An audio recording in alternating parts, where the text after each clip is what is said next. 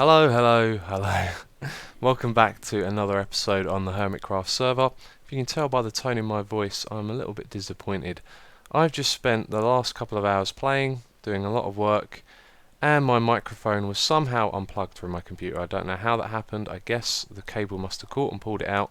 So I've recorded, most of this episode, or at least half of it, I think, with that unplugged, which is just, So I hope you can forgive me.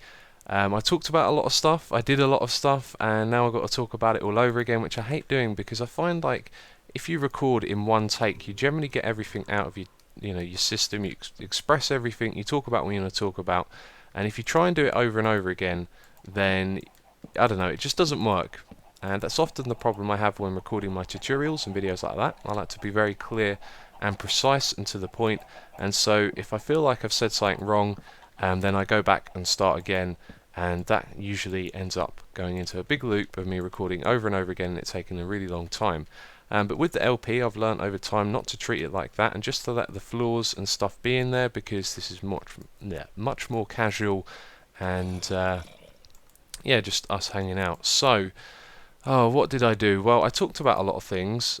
Can't remember all of them now. And I also done a lot of terraforming and sort of walked you through it. I'm just really disappointed that I lost all of that. That felt like one of my best recordings in a while, and the microphone is unplugged, so please forgive me for being a little upset. So, what was I doing? Well, we had a bunch of villagers here on the hill. I mean, when you saw the end of the time lapse, you could see that this hill was all still here. There were villagers, and there was the chickens, and this has stopped working, and this is the one that actually didn't work quite a while ago. I made a tutorial and people kept asking me for to update it, and I haven't had the time to check it out, and I was thinking maybe I'd do that this episode, but this is the one before the one I made in the tutorial, so this doesn't work at all. It doesn't have the timer or the clock or anything, so I need to look at that and fix that and update it and make it work with 1.5 at some point. So yeah, I wanted to remove the villagers and this so that we could get rid of the land here and take a look at it and think about what we wanted to do. And I had this really cool little recording where I had some villagers. They were, do you know what I can do? Little video and video idea popped into my head. I'll show you some clips of me doing what I did, except the microphone was off. I put a load of fences down either side of where the villagers were and sort of poured a bucket of water and slowly pushed them all down here. It was pretty funny to see. They all made their way down to the end where I had a hole. And this hole I was just going to keep them in. And when I stopped recording, I went all the way up one side removing the fence posts and went all the way down the other side. And when I got to the end here, they were all on fire, and there were 3 of these a minute ago. Oh, this episode is getting worse and worse. Why? I had 3 zombie villagers left. My theory was that a zombie jumped in the hole and turned them into zombie villagers, and so I thought maybe this was a blessing in disguise. I could learn how to turn them back into villagers. But now that I've only got 1, I don't think I can breed them. Oh, why? Oh, why? The Minecraft gods hate me today. Let me tell you that. That is really disappointing. And I should put a torch up there. Oh, how did the others die? I mean, I had 3 of them in the hole, and the others are all the way over there somewhere. Yep, this has just turned from worse to worse.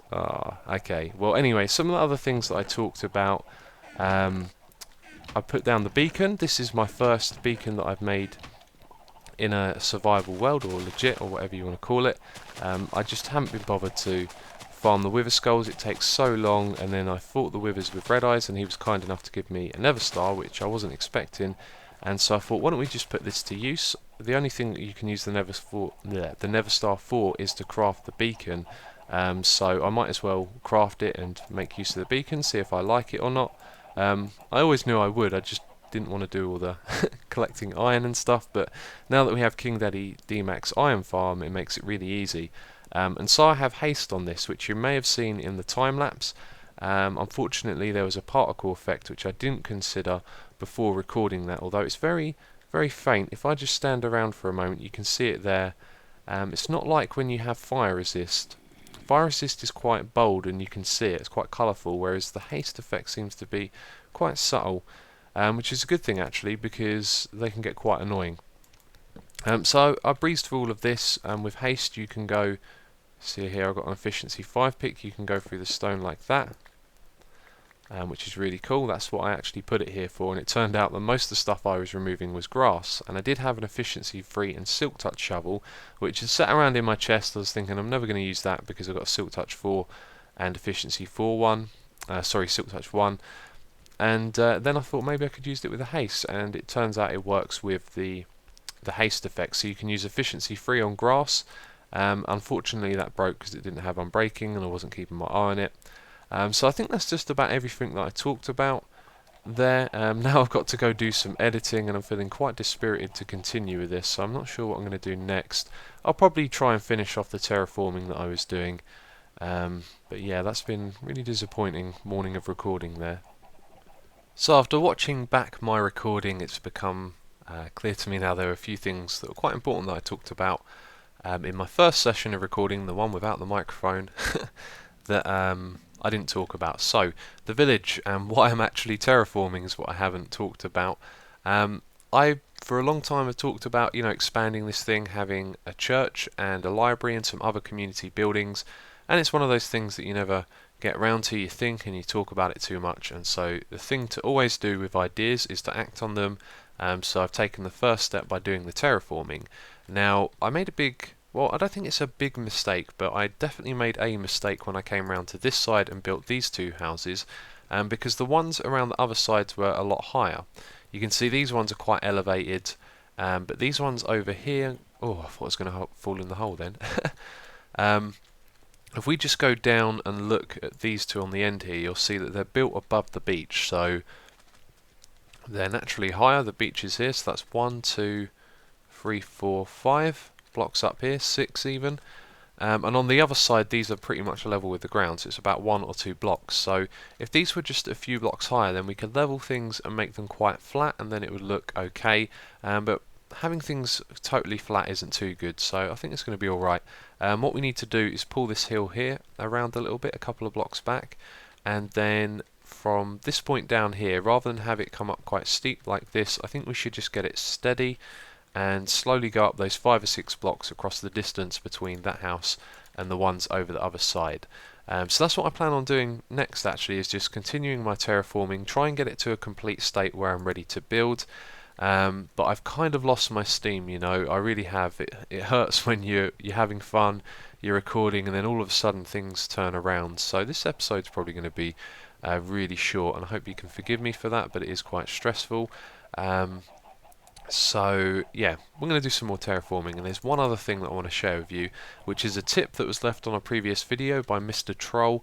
Really good tip. There was one thing that I noticed that could be a flaw with it, but basically in the last episode I went hunting for nether quartz, and I suggested using a silk touch pick to pick up. Okay, I really got a bit tongue-tied there. What I was trying to say was you could pick up the nether quartz or with the silk touch, take them back to your base, and then get the quartz from them with your fortune pick, and that way you'd save inventory space. But this guy pointed out that actually you can craft the quartz into the quartz blocks, and then that will take up even less space than having the ore blocks themselves. The only flaw with this that I can think of is that if you wanted the quartz to make comparators, then I don't think you can uncraft quartz blocks to make them. In fact, why don't we go and find out, because there's some just over there and I can't sprint. Do you know what, I've been eating cooked chicken for like the last couple of weeks, and it's horrible. It runs out so quick all the time. So if we just steal a block, and I'm not sure that I have a full quartz block. What's that? Oh, that's 2 of them. No, you can't uncraft them, so if you know you're going to use it for building, then it's a good idea to do that. Okay, there we go. I've finished filling in all the gaps and doing a bit more terraforming, and this feels right. There's plenty of space here. We've got this nice big flat area in the middle, which looks good. It's just over the other side that I don't think it looks that great, and it might make it difficult to add in some buildings. I guess it really does show, actually. If you look over here, it goes from high up to low down. Now this wouldn't be a problem if we had built these 5 or 6 blocks off of the ground, because then they'd probably be at this sort of height and it would be much more level, but because of that it kind of goes down like this. I think there'll be room for a building between these two, but building them and getting the scale right is going to be a real challenge, because if you look at the size of these buildings and the space that we have, it looks a lot smaller now that I've flattened everything, because you can actually see the distance between one and the other. So I wanted to have a big church. I think that's going to be the central building, so I'll put that in the middle, and then we might only have room for, say, 2 or 3 buildings on either side of the church. So it's going to be interesting to see what happens here. And as you can tell from the tone of my voice, I am very burned out. The way I record my LPs is generally like a big chunk of time in the morning goes towards doing an FTB episode or a Minecraft one, and then during the day I take care of other things. For example, I'm going to be working on my map next, and then in the evening I do recordings with other people, or like SimCity and things like that. So I've kind of run out of time, feeling very burned out after everything went upside down. I lost my recordings, the villagers are gone, it's been really dispiriting. So I think it's best that I just cut this episode short. I really wanted to give you guys a 30-minute episode, but if I continue playing, I'll burn myself out, and at the moment I was really in the mood to play vanilla after playing so much FTB lately, so I think it's best just to take a break, and then when we come back next time, hopefully a couple of days break from playing this will get me right back in the mood, because I am very ambitious to get this part of the Avalon Island finished now. So as always, thank you for watching, and I will catch you next time.